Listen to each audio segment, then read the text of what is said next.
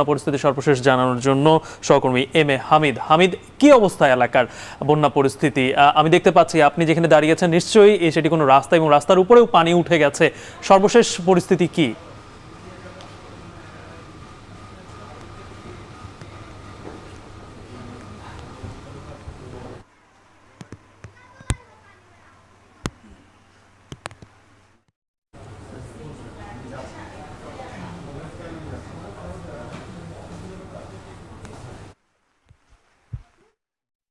মুহূর্তে দাঁড়িয়ে আছি কমলগঞ্জের জালালিয়া এলাকায়। দেখতেই পাচ্ছেন আমার পিছনে কিন্তু প্রচুর পরিমাণে রাস্তার উপরে পানি রয়েছে এবং লোকজন সেই পানি ডিঙ্গিয়ে চলাচল করছে এবং এই রাস্তা দিয়ে প্রচুর পরিমাণে গাড়ি যাতায়াত করে, বিশেষ করে ব্রাহ্মণবাজার থেকে শ্রীমঙ্গল পর্যন্ত গাড়িগুলো যাতায়াত করে। এছাড়াও যদি মৌলভীবাজার জেলার সার্বিক বন্যা পরিস্থিতির কথা বলি তাহলে কমলগঞ্জ উপজেলার 4টি ইউনিয়ন, বিশেষ করে ইসলামপুর, আদমপুর, রহিমপুর এবং মুন্সিবাজার ইউনিয়নের 6টি স্থানে ধলাই নদীতে ভাঙন দেখা দিয়েছে গতকাল থেকে এবং প্রচুর পরিমাণে সেখানে গতকাল পর্যন্ত 60টি গ্রামের লোক পানিবন্দী ছিল, কিন্তু আজকে সেটা আস্তে আস্তে বেড়ে গিয়ে নতুন নতুন ইউনিয়ন প্লাবিত হচ্ছে, বিশেষ করে শমশানগর ইউনিয়ন সহ অন্যান্য ইউনিয়ন প্লাবিত হচ্ছে এবং এতে করে লোকজন সমস্যার মধ্যে পড়ছেন। এ পর্যন্ত সারা জেলায়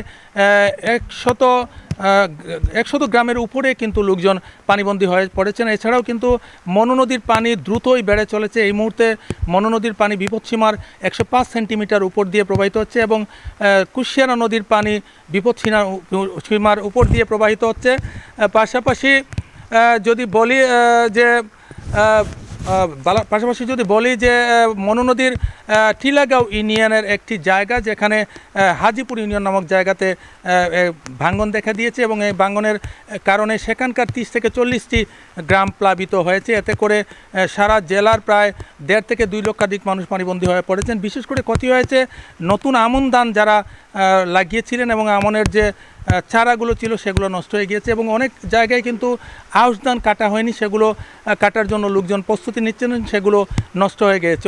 অনেক জায়গায় কিন্তু সবজিও নষ্ট হয়েছে। এছাড়া প্রচুর পরিমাণে মাছের ঘের নষ্ট হয়েছে। আমি এই বিষয়ে কথা বলেছিলাম জেলা প্রশাসকের সাথে এবং পানি উন্নয়ন বোর্ডের সাথে এবং কৃষি অধিদপ্তরের উপপরিচালকের সাথে। তারা আমাকে জানিয়েছেন যে এখন পর্যন্ত জেলার টোটাল ক্ষয়ক্ষতির পরিমাণ নির্ণয় করা যায়নি, যার কারণে বলা যাচ্ছে না এখন পর্যন্ত কি পরিমাণ বা কত টাকার বা কতটুকু জমি বা ফসলের নষ্ট হয়েছে বা মাছের নষ্ট হয়েছে।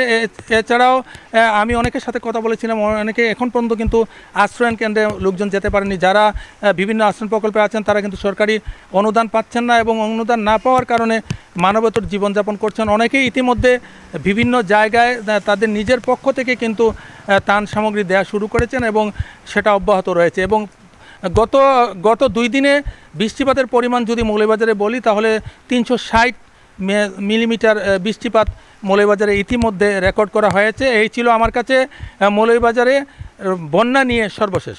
গালিব, মৌলভীবাজার থেকে যুক্ত ছিলেন সহকর্মী এম এ হামিদ, জানাচ্ছিলেন সেখানকার বন্যার সর্বশেষ